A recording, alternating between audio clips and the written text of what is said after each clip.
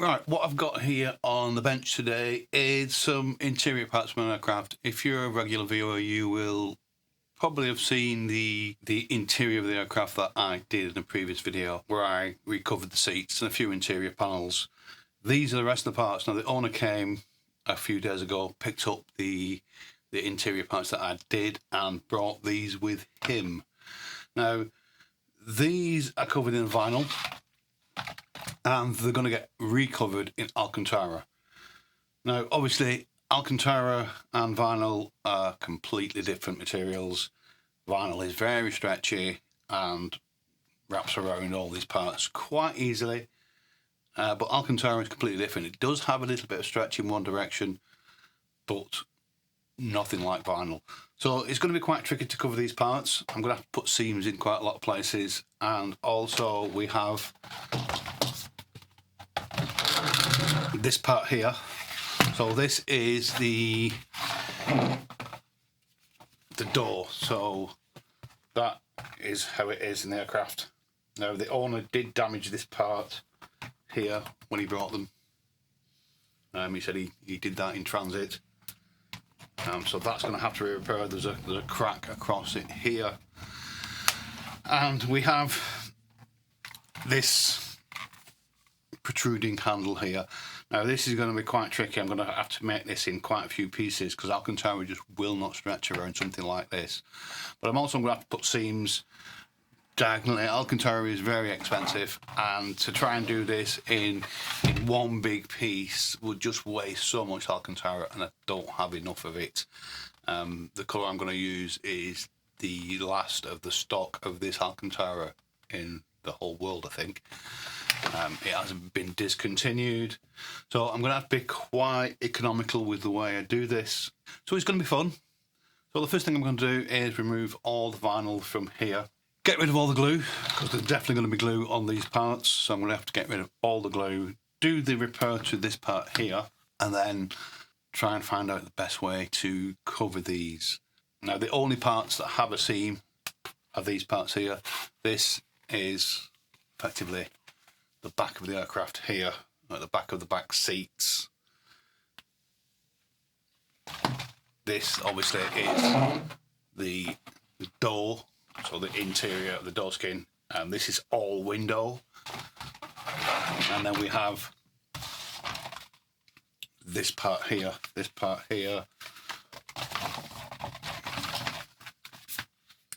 goes against the door like that. So this is attached to the aircraft. I think it covers a support in the aircraft, so it goes like that. That's how it would be inside the aircraft, with the door against it, like, oops, something like that. There. So we have two of everything. So two of these, two of the door skins, and two of these pieces here. So 6 pieces in total. Not many. I'm going to do the smaller pieces first, or I'm going to remove the vinyl from the smaller pieces first, and then I'm going to kind of work out how much fabric I'm going to need. I would suspect I'm going to need about 2.5 meters for this. Maybe a bit less, but about 2.5 meters should be about right, and I probably have got about 2.5 meters. First job anyway, no matter what I do, whether I use the Alcantara that I've got or I get an alternative, I don't have enough, because he did say that if there's an alternative that I can get hold of, then use that. But I need to kind of remove these, work out from the covers that I've got here how much I'm going to need. So I'll kind of flatten the covers that are on, use them effectively as a pattern, or as a reference pattern, and just place them on the Alcantara and see how much room they take up and whether I can get away with the fabric that I've got. So first job, remove all this. Not going to film all of it. It is literally just stripping this off. It is half hanging off in places. It's been on for probably 40 years, something like that. The aircraft is from the 1980s, apparently. So it should peel off quite easily. As you can see, it's not hard to get off.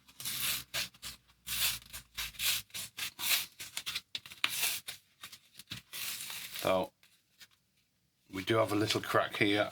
I suspect that there's going to be minor cracks in some of it, but I'll deal with those. If there's anything major, I think the minor cracks I'll get away with, but any major cracks like the one in here, I will have to repair. I can't just cover it and hope for the best. So I'll come back to you probably when all this is removed. Ooh, another crack there. You can see the stresses that are in this. It's very thin fiberglass, so it's going to be quite fragile. So I'm going to be quite gentle.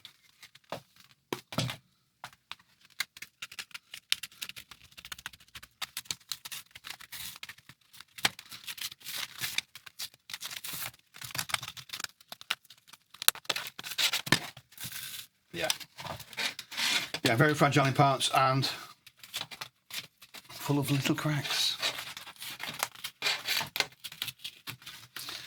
I'll put all the bigger bits to one side and just get one piece on the bench at a time. Probably make life a bit easier for myself.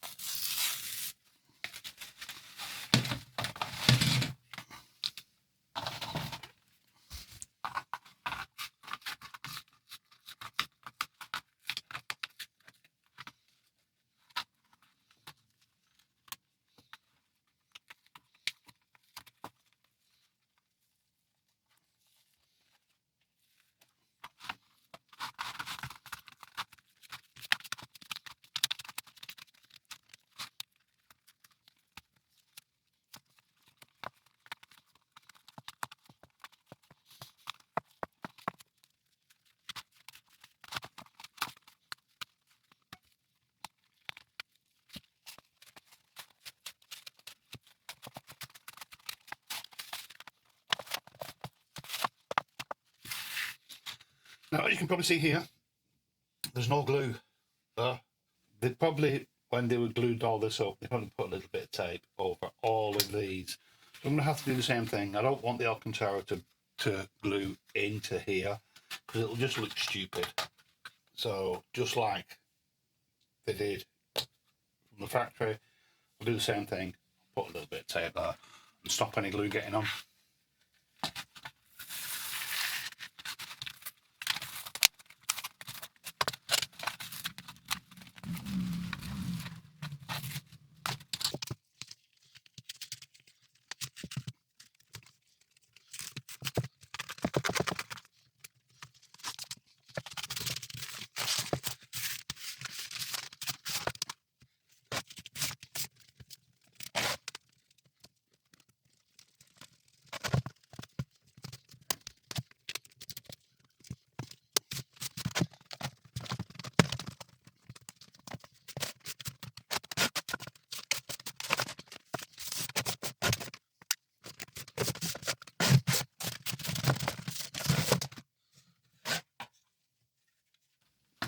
So this damage here, it's going to be a bit of a pig, this. You can see there's a crack on this side, but it's not gone all the way through, so it's not completely split open.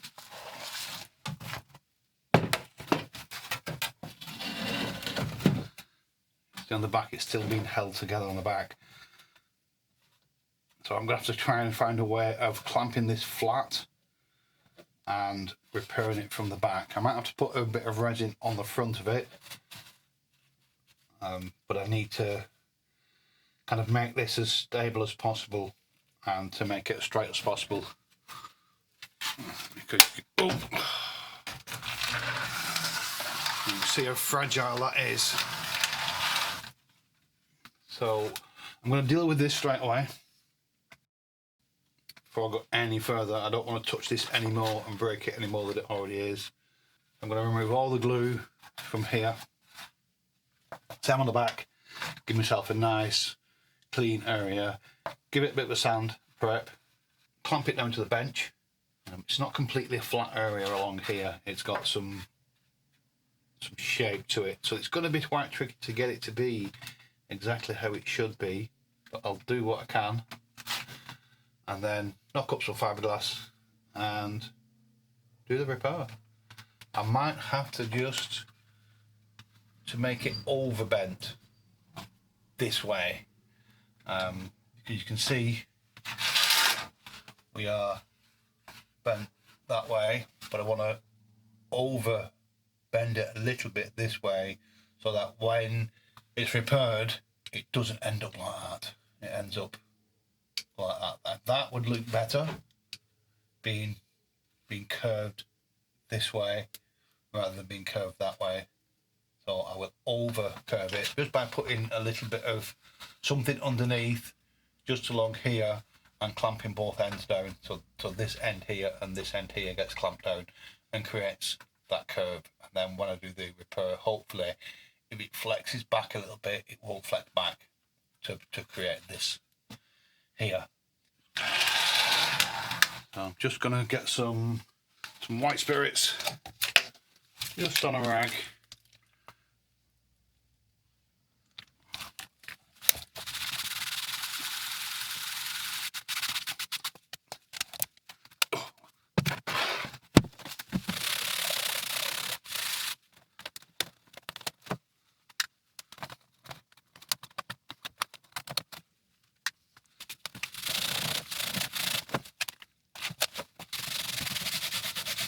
Just going to let the white spirits soak into all this glue.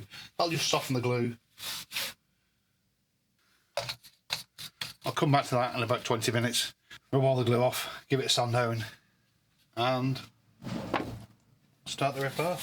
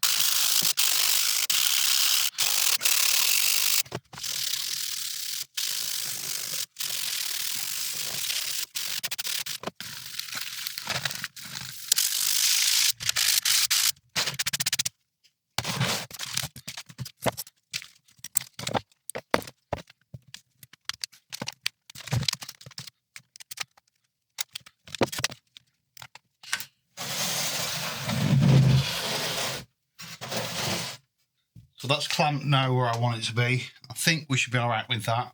I'm now gonna knock up some resin and just fiberglass all of this area here. Quite big on it.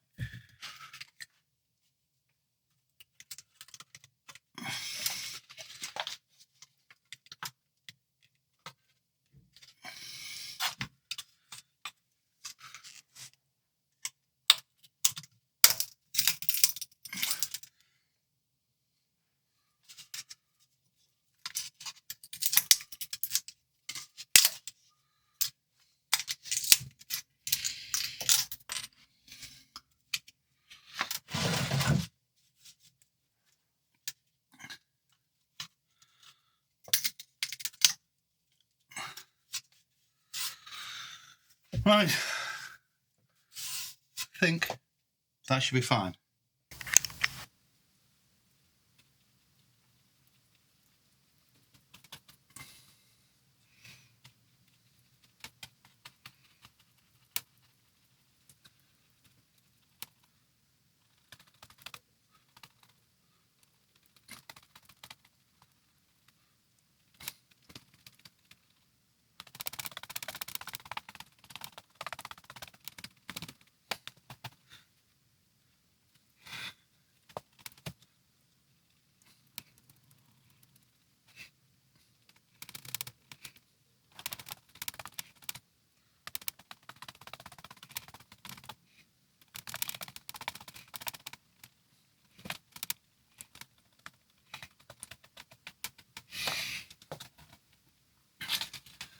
So when I do fiberglass, I like to split the fiberglass matting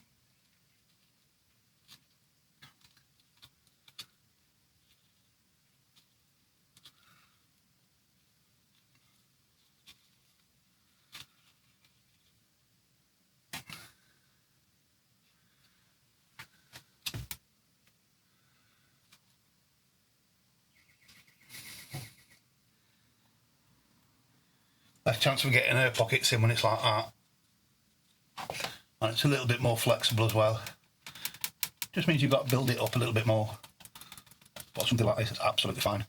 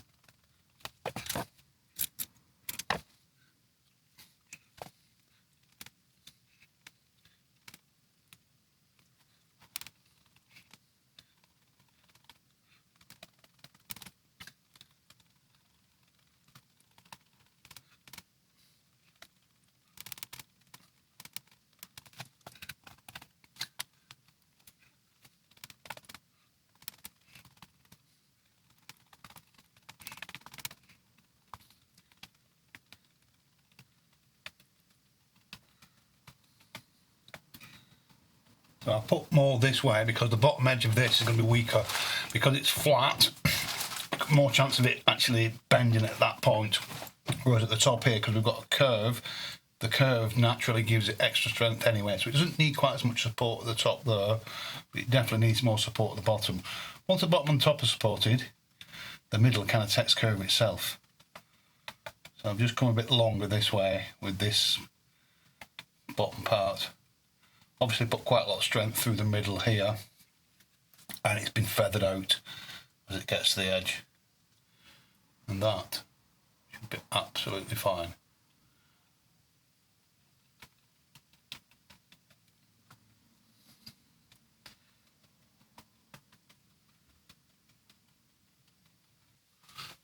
So I'll put this to one side, and then I will get rid of all the glue off the other parts.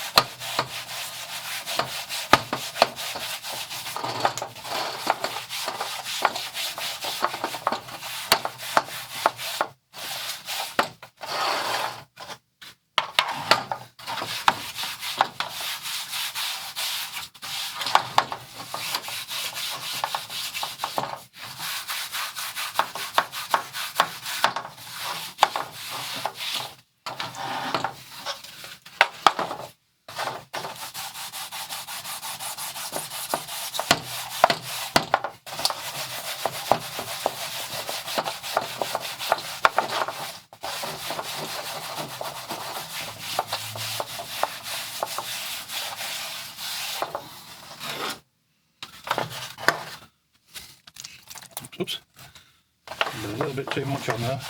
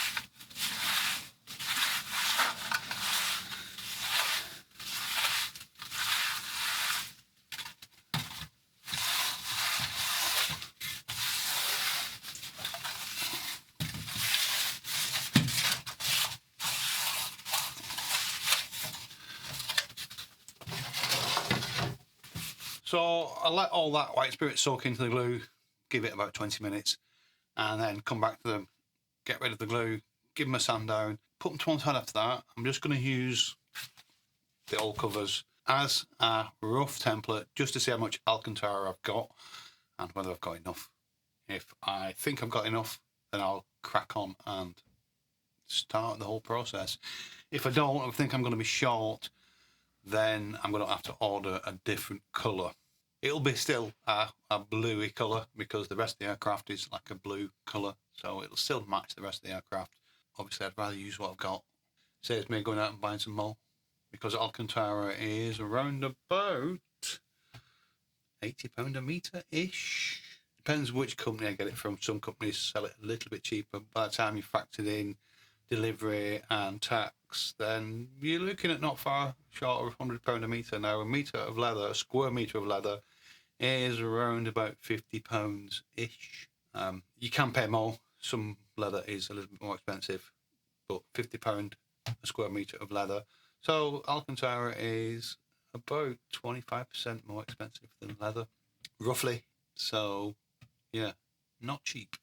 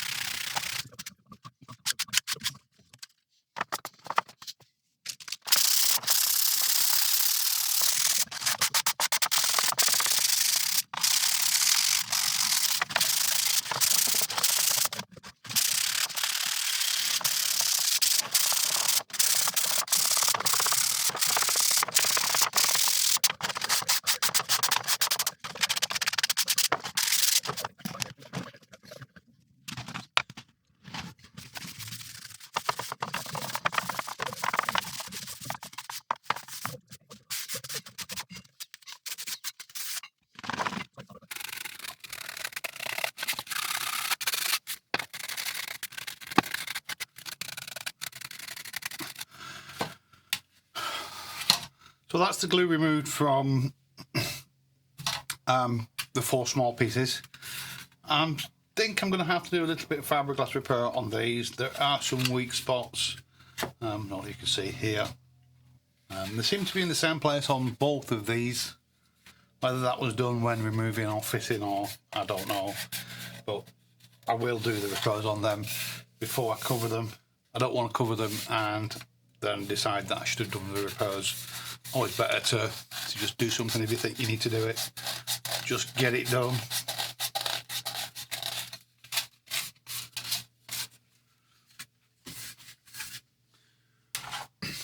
So obviously I still need to remove the glue from the 2 big ones. I'm going to now have a look at the one that I did the fiberglass repair on and hope that it's actually the right shape now, that it doesn't have that obvious crack in it, but we'll see.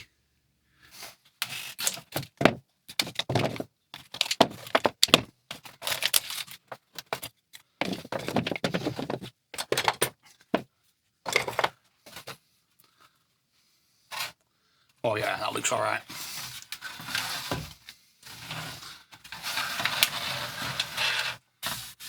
Yeah, I'm not sure how well you can see it, but I can tell that it doesn't actually bend anymore like it did before. So I need to trim off the resin that seeps out the sides, give it a sand down, and remove all the glue.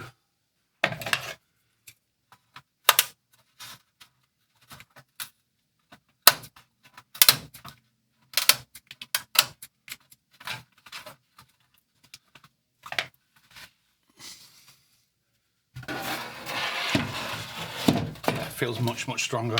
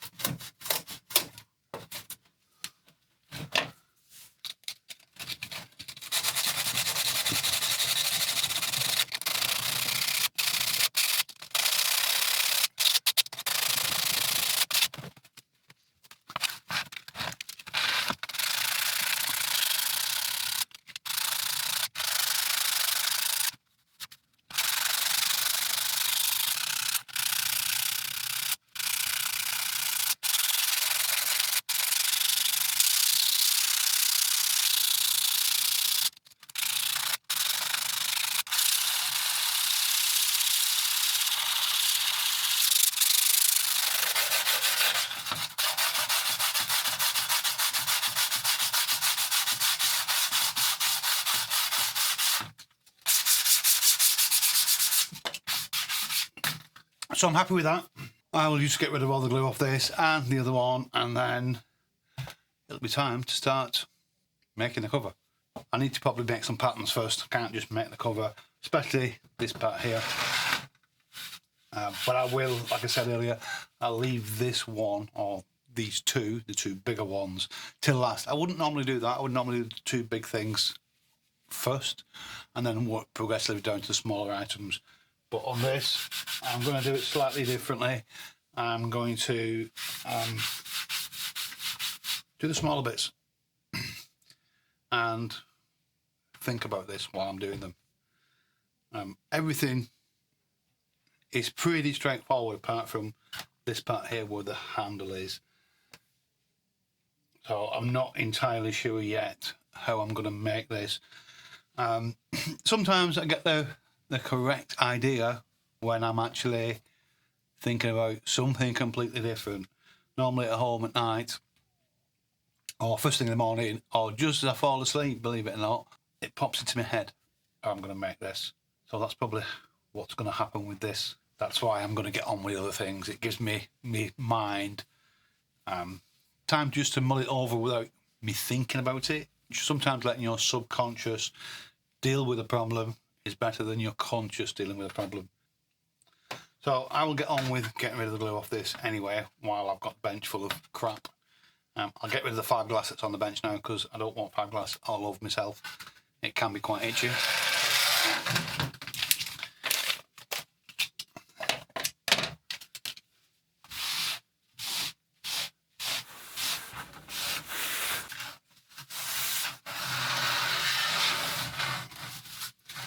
But what I do know is it's going to be fun trying to glue these, just because they're very flimsy. It's probably the thinnest fiberglass that I've come across.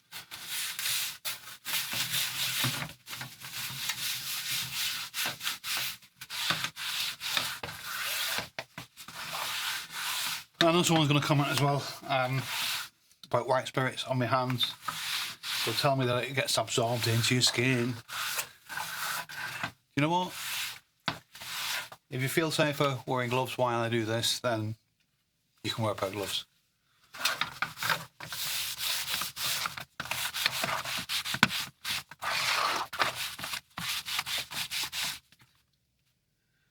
We've got a crack here as well on this one.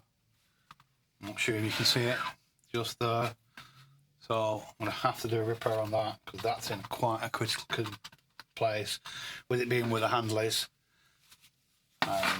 So yeah, so another repair.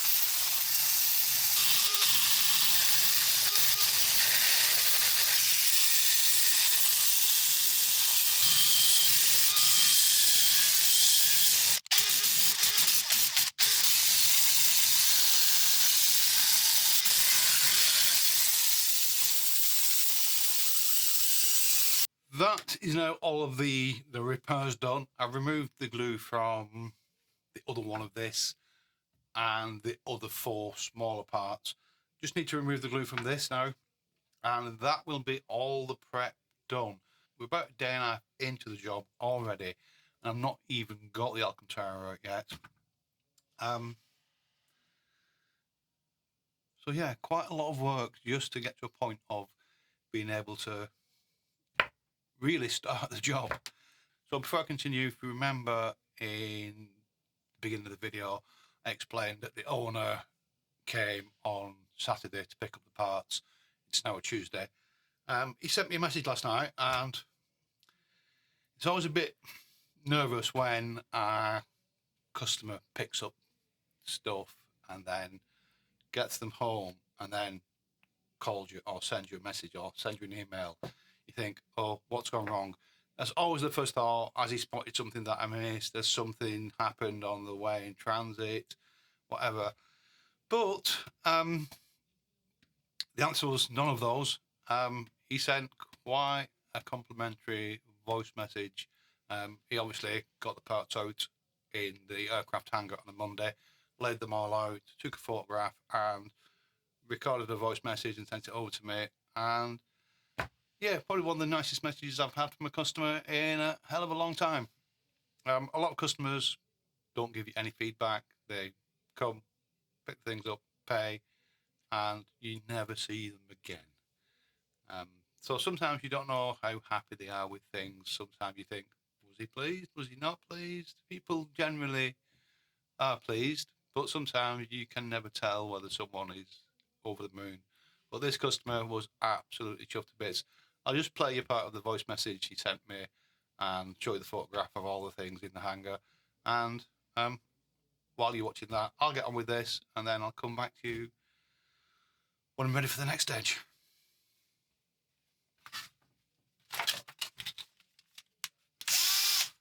Jesus Christ, Andy. I mean, I'm looking at it here. I'm almost embarrassed that we may have overshot the mark somewhat. I mean, there's plenty of other planes in this hangar, but to say that this is going to be the nicest interior any of them is to damn it with faint praise. I mean, it looks fucking ridiculous next to the aircraft. I mean, it's insane. I'm so thrilled with it. You know, I can't wait to send you photographs during the week of it kind of coming together. And, you know, I mean, I can't get over it. I mean, it looks insane. It looks ridiculous in a good way. I mean, it looks absolutely fantastic. Can't wait to start fitting it. I'm sure that will be a fucking nightmare. And I'm sure I'll have questions for you as I go along with regard to poppers and fasteners. But other than that, thrilled to bits, do you know? So you are a genius. Anyway, I will talk to you soon. Cheers, Andy. Bye. I think that customer was quite happy. Right. I've now done all the prep on all the parts. So all 6 now are ready to be covered. But first, I need to start making some patterns. But that will be for another video. So I hope you enjoyed that. Hope you learned something. And if you did, give it the old thumbs up. I hope you subscribed. Thanks for watching. Bye.